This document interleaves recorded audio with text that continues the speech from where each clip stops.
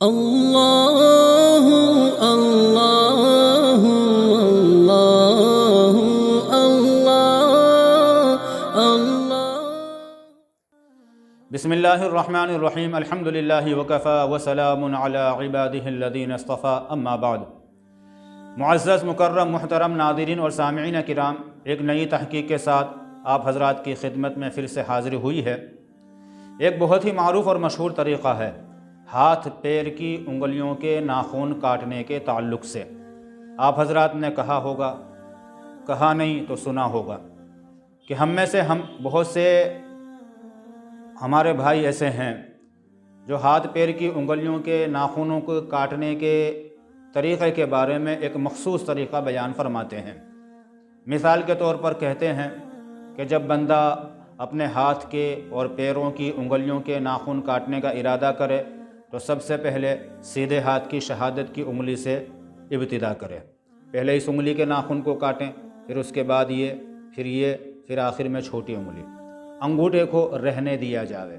پھر اس کے بعد بایاں ہاتھ انگوٹھے سے ابتدا کی جائے، پھر شہادت کی انگلی، پھر بڑی انگلی، پھر اس کے بیچ پاس والی، پھر آخر میں چھوٹی انگلی۔ یہ بائیں ہاتھ کی ترتیب کہ اس طریقے سے ناخن کاٹے جائیں۔ انگوٹھا رہ گیا تھا سیدھے ہاتھ کا، سب سے آخر میں سیدھے ہاتھ کے انگوٹھ کے ناخن کاٹیں گے۔ یہ تو ہوئی ہاتھوں کی انگلیوں کے ناخن کاٹنے کی ترتیب۔ جب پیروں کا نمبر آتا ہے تو سیدھے پیر کی چھوٹی انگلی سے کاٹنے کی ابتدا کی جاوے، کاٹتے کاٹتے انگوٹھے تک آوے، انگوٹھے کے بھی کاٹ لیویں، پھر اس کے بعد بائیں پیر کے انگوٹھے کے ناخن کاٹیں، پھر نیچے کی طرف آوے اور آخر میں چھوٹی انگلی کے ناخن کو کاٹیں۔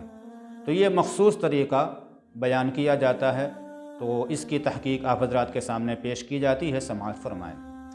عزیزان گرامی، اس مخصوص طریقے کو امام غزالی رحمۃ اللہ علیہ نے اپنی معروف اور مشہور کتاب احیاء العلوم میں نقل فرمایا، لیکن محققین، تحقیق کرنے والے حضرات علیہم الرحمہ، جیسے علامہ ابن حجر ہیں، علامہ ابن دقیق العید ہیں، اور امام نووی ہیں، امام سیوطی ہیں رحمۃ اللہ علیہم اجمعین، ان حضرات کی رائے یہ ہے کہ یہ خاص طریقہ، انگلیوں کے ناخن کے کاٹنے کی خاص ترتیب اور کیفیت، یہ ہمیں کسی بھی روایت میں نہیں ملی۔ اس کے بارے میں صرف اور صرف اتنا کہہ سکتے ہیں کہ یہ طریقہ صرف اولا ہے، تھوڑا سا بہتر ہے، کہ اگر اس طریقے سے ناخن کاٹے جاویں تو بہتر ہے۔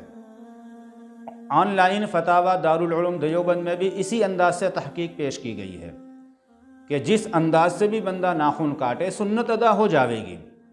البتہ دہنی طرف سے ابتدا کرنا یہ اچھی بات ہے، کیونکہ نبی صلی اللہ علیہ وسلم کے معمولات میں اور آپ کی پسندیدہ چیزوں میں یہ بات ملتی ہے کہ آپ اچھے کام کی ابتدا تیامن یعنی دہنی جانب سے کرتے تھے، تو دہنے ہاتھ سے ابتدا کرنا ناخن کاٹنے میں یہ اچھی بات ہے، لیکن مخصوص طریقے سے کہ پہلے یہ انگلی پھر یہ خاص ترتیب، یہ صرف اولا ہے، اس کو مسنون اور سنت نہیں کہہ سکتے۔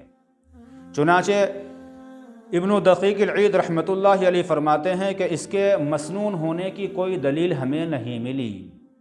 علامہ ابن حجر علیہ الرحمہ فرماتے ہیں کہ ناخن کاٹنے میں انگلیوں کی ترتیب کا احادیث میں کوئی ذکر نہیں۔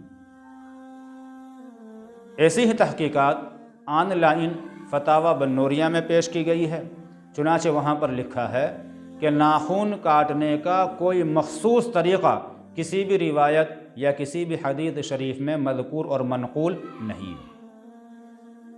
البتہ اولا یہ ہے کہ پہلے دہنے ہاتھ سے ابتدا کی جاوے، اور جو انگوٹھے کو باقی رہنے کی بات ہے کہ انگوٹھا سب سے آخر میں کاٹا جاوے گا، یعنی انگوٹھے کے ناخن، سیدھے ہاتھ کے انگوٹھے کے ناخن، تو اس کی بھی کوئی دلیل نہیں ہے، یہ سب بلا دلیل ہے۔ تو آج کی اس مجلس کا خلاصہ یہ نکلتا ہے کہ جو انگلیوں کے ناخن کاٹنے کی خاص ترتیب بیان کی جاتی ہے کہ پہلے اس انگلی کے، پھر اس انگلی کے، پھر اس انگلی کے، تو ایسا کوئی کسی بھی روایت میں منقول نہیں ہے۔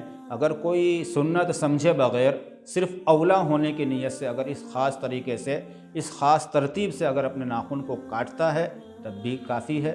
کوئی نہیں کاٹتا ہے، مستقل کیسے بھی کاٹ لیتا ہے تو بھی سنت ادا ہو جاوے گی، بہتر یہ ہے، اعلیٰ اور افضل اور مسنون یہ ہے کہ دہنے ہاتھ کی شہادت کی انگلی سے ابتدا کی جاوے، کیونکہ نبی صلی اللہ علیہ وسلم کی عادت اور معمول ہر اچھے کام کا دہنے ہاتھ سے ابتدا دہنی جانب سے ابتدا کرنے کا تھا۔